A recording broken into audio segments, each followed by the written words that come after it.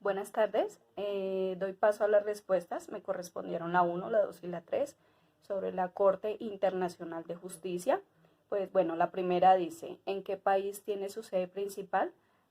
Bueno, la respuesta es que la sede principal se encuentra en el Palacio de la Paz, en La Haya, Países Bajos. Esta se encarga de decidir las controversias jurídicas entre estados. La segunda dice, ¿cuáles son sus dos funciones principales? Bueno, dice, son dos. La primera es arreglo de controversias entre estados y la segunda dice, corresponde a las cuestiones jurídicas que le somete la Asamblea General al Consejo de Seguridad y otros órganos o agencias de las Naciones Unidas. La tercera dice, la Corte Internacional de Justicia es una corte penal, es decir, juzga delitos cometidos por personas o empresas. La respuesta es que no. Esta corte, no es una corte penal, no juzga individuos, solo se somete a disputas entre estados. Gracias, buenas tardes. Muy buenos días, instructor. Mi nombre es Helen Juliana Rosso y voy a darle respuesta a la pregunta número 4 y 5. La 4 es ¿cuántos magistrados tiene la Corte? ¿Estos magistrados representan a los intereses de su país o son independientes? La Corte Internacional de Justicia cuenta con 15 magistrados, los cuales son elegidos por un periodo de 9 años por la Asamblea General y el Consejo de Seguridad de la ONU. Cada magistrado debe ser nacional de un país distinto. Los magistrados no representan a sus respectivos países, son independientes. La número 5 es, para que la Corte Internacional de Justicia acepte un caso, es necesario que los países en litigio acepten voluntariamente presentar el caso ante la Corte Internacional de Justicia. Una vez la Corte Internacional de Justicia emita su fallo, ¿este es de obligatorio cumplimiento o no? La respuesta es, una vez la Corte acepte un caso, se inicia un procedimiento que tiene dos fases. Primero, los estados presentan sus pruebas, luego los abogados acuden a litigar ante los estados por medio de las audiencias. Todos los fallos de la Corte son definitivos sin posibilidad de apelación. Conviene subrayar el que al presentarse libremente ante la Corte de los Estados, litigantes se comprometen a respetar sus decisiones que son vinculadas para las partes, dándose cumplimiento a la totalidad de la sentencia de la Corte.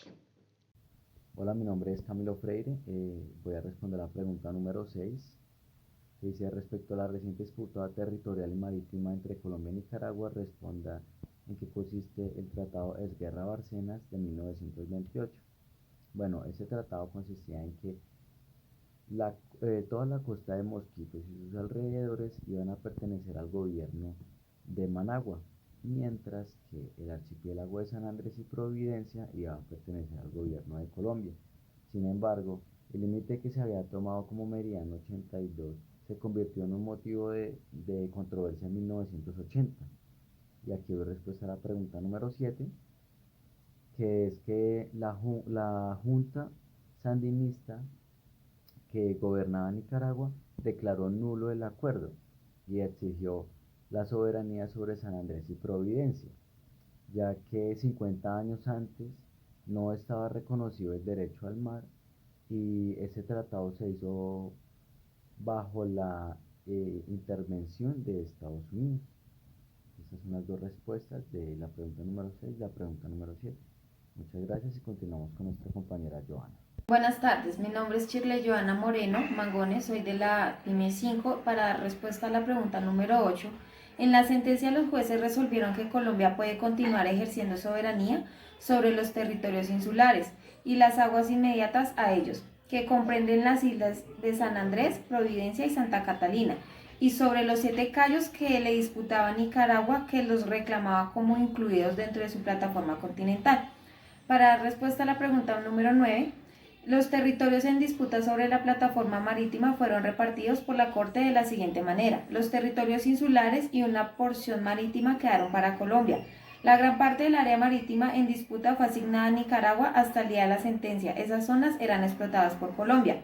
Los cayos ratificados como colombianos son territorios insulares de muy poca altura, por lo que algunos son también denominados bancos o atolones, pues se originan por la acumulación natural de sedimentos y especialmente de escombros coralinos, de arrecifes de coral, los que aún los rodea periféricamente. En algunos de ellos, en razón de ser lugares de anidamiento de varias especies de aves marinas, hubo explotaciones de sus depósitos de guano.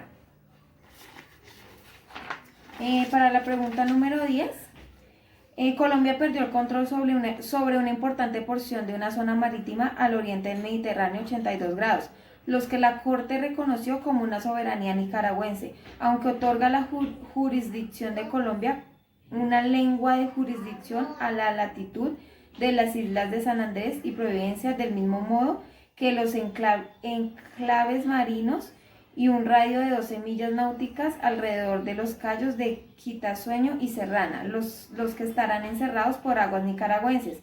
Esta razón de que, según extiende la Corte, cada isla o cayo, por pequeña que sea, debe tener anexado un mar territorial.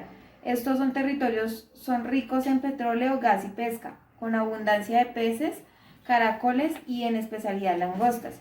Existen claros obstáculos que hacen compleja y difícil la aplicación de algunos aspectos de la delimitación marítima trazada por el fallo de la Corte.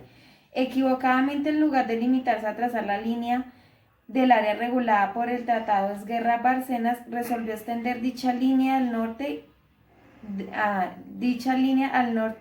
y al sur del archipiélago. Muchas gracias.